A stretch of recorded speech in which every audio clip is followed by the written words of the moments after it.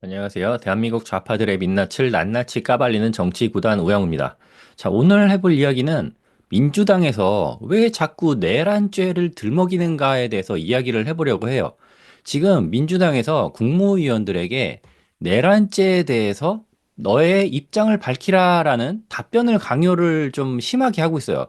이제 국회 상임위에서 각 국무위원들, 그러니까 뭐 총리라던가 부총리 그리고 장관들을 부른 다음에 질의응답을 하고 있는데 그 내용이 보면은 다 이런 식이에요.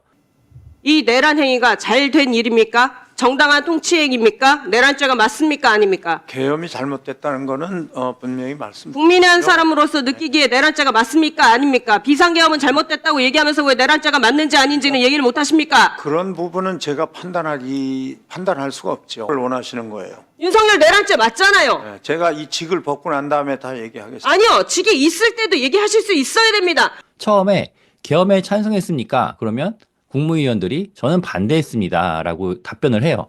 그럼 여기까지 문제가 없어. 근데 여기서 윤석열은 내란 수계입니까? 라고 물어보면 모든 국무위원들이 이렇게 답변을 해요. 그 부분은 제가 답변을 하기 곤란합니다. 그러면 민주당이 어떤 식으로 반응을 하냐면 왜 답변을 못합니까? 너도 한패야? 너도 내란죄 공범으로 한번 콩밥 먹어볼래? 이런 식으로 협박을 하고 있어요. 그러니까 이게 왜 이렇게 답변을 하냐면 사법기관에서 수사 중인 사안을 국무위원 본인이 판단할 수는 없다라는 취지로 답변을 하지 않는 건데 이걸 빌미로 민주당에서는 너도 내란 공범으로 탄핵당하고 싶냐? 아니면 진짜로 탄핵당해? 이런 식으로 박성재 법무부 장관이 지금 내란 공범으로 해가지고 탄핵이 소추 중이죠. 물론 탄핵이 되지는 않을 거예요. 왜냐하면 이 사람들은 국무위원들은 그 상황을 제대로 몰랐거든요. 이 국무위원들이 굉장히 억울한 상황이에요. 왜냐하면 12월 3일에 지금 전체적으로 나오는 내용들이 대통령과 국방부 장관만이 계엄에 대해서 알고 있었고 다른 국무위원들은 이 상황을 전혀 모르는 상태에서 소집이 됐단 말이에요. 이 송미령 농림부 장관이 하는 이야기를 들어보면 내가 도착했을 때는 이미 회의가 진행 중이었고, 그리고 도착하자마자 대통령이 밖으로 나가셨다. 그리고 얼마 지나지 않아서 담화문을 발표하셨다라고 증언을 하고 있어요. 그러니까 호초를 받았을 때도 이게 국무회의인지 뭔지 제대로 설명을 안 하고 들어와야 되겠습니다라고 이야기를 들었고, 거기에 맞춰서 용산으로 들어가는데 들어가서 뭔가 회의를 하고 있는 것 같아. 회의를 하고 있는 것 같은데 뭐 분위기가 좀 이상해. 그래갖고 이거 뭐예요? 뭐 하는 얘기예요? 그랬더니 대통령이 갑자기 계엄 이야기를 꺼낸 거야. 그러면 일반적인 사람이라면 갑자기 대통령이 계엄이라고 말을 꺼냈을 때 이때 계엄을 하시는구나. 이거 막아야 되겠네. 이렇게 생각을 할까요? 아니면은 뭐? 계엄? 아니 이게 무슨 소리야? 이거 말이 돼 이게 21세기에 말이 되는 얘기야? 이렇게 당황을 할까요? 일단은 당황을 하고 있는 상태에서 윤석열 대통령이 그냥 혼자 밖으로 나가서 생방송 담화문을 발표해 버렸으니까 이거 막기가 굉장히 어려웠단 말이에요. 그리고 박상훈 국토부 장관은 어떻게 증언을 하냐면 저녁 9시 40분쯤에 대통령 행정관이 들어오라고 했다.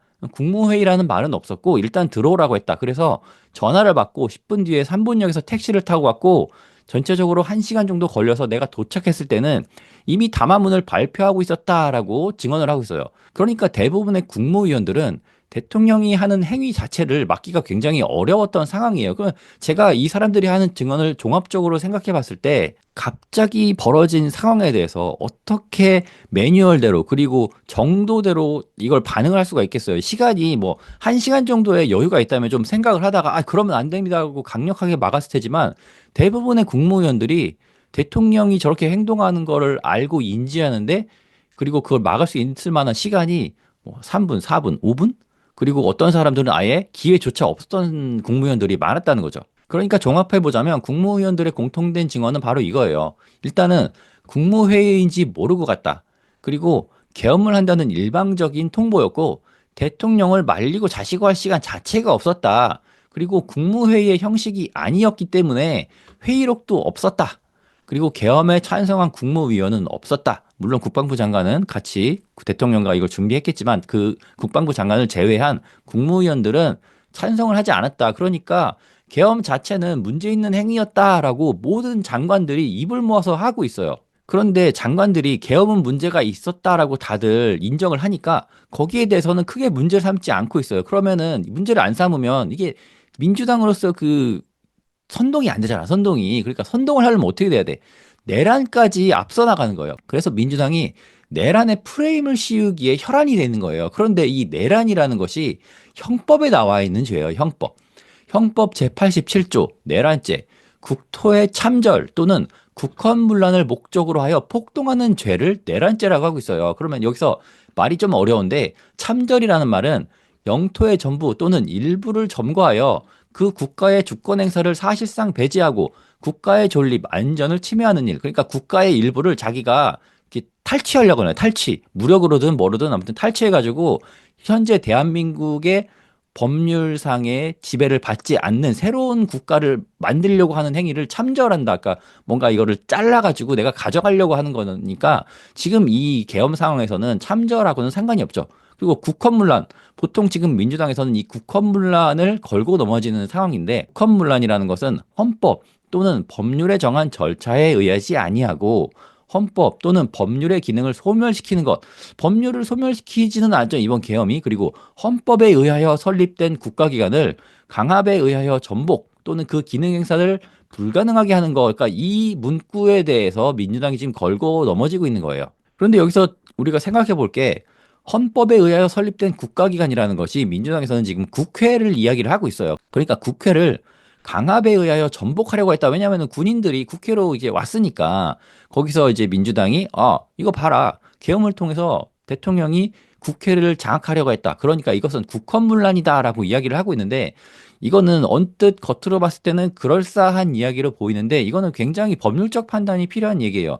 왜냐하면 실제로 전복을 하려고 했다. 그리고 기능 행사를 불가능하게 하려고 했다라고 했을 때 이게 사실이라면 계엄 해제 의결하는 게 불가능했어야 돼요. 그러니까 결론적으로 국헌문란이 발생하지 않았기 때문에 이 부분에 대해서는 사법적 판단을 받아봐야 그 결과를 확실히 알 수가 있는 겁니다. 그러니까 결국에는 재판을 통해서 이게 내란죄가 맞는가 아닌가에 대해서 한번 다뤄봐야 된다는 거예요. 이 부분에 대해서는 이재명한테도 지금 사법적으로 1심에서 유죄가 나오셨고 여러 가지 혐의들이 재판 중에 있는데 그래도 대선 출마를 하실 겁니까?